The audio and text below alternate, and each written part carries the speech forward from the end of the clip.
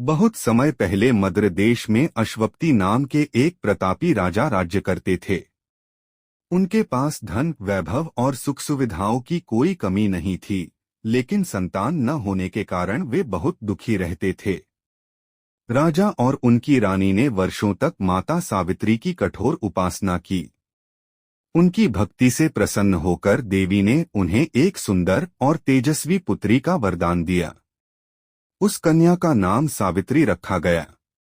सावित्री बचपन से ही अत्यंत बुद्धिमान, पतिव्रता और धर्मपरायण थी। जब वह विवाह योग्य हुई, तब राजा अश्वपति ने उसके लिए योग्य वर खोजने का प्रयास किया, लेकिन कोई भी राजकुमार सावित्री के योग्य नहीं लगा। तब राजा ने सावित्री को स्वयं अपना वर चुनने की अनुमति दी।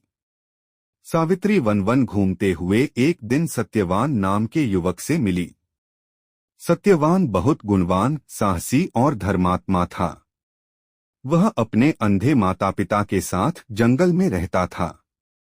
उसके पिता पहले एक राजा थे, लेकिन राज्य छिन जाने के कारण वन में जीवन व्यतीत कर रहे थे। सावित्री ने सत्यवान को ही अपना पति चुन लिया।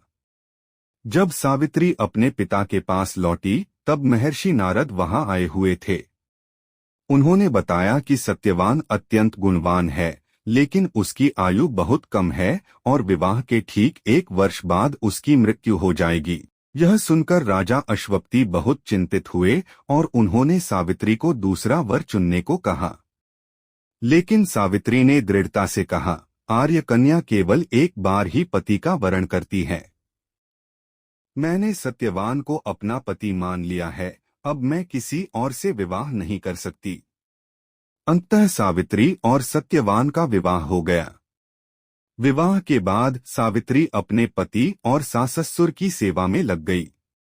धीरे धीरे वह दिन भी निकट आ गया, जिस दिन सत्यवान की मृत्यु होने वाली थी।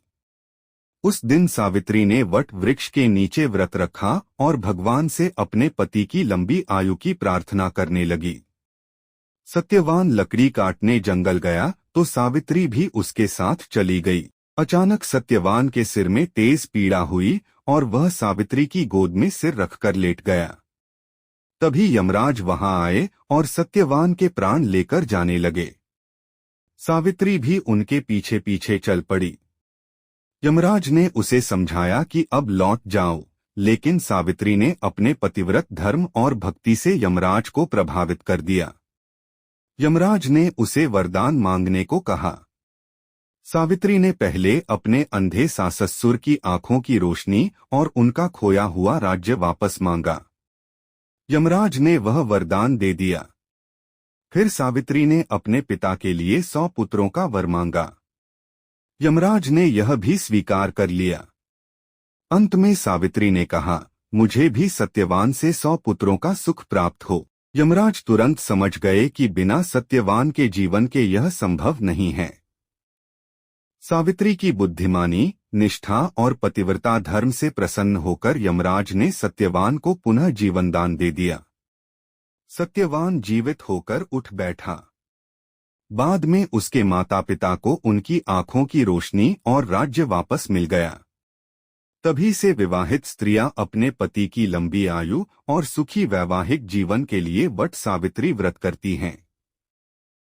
यह व्रत सच्चे प्रेम, समर्पण और अटूट विश्वास का प्रतीक माना जाता है।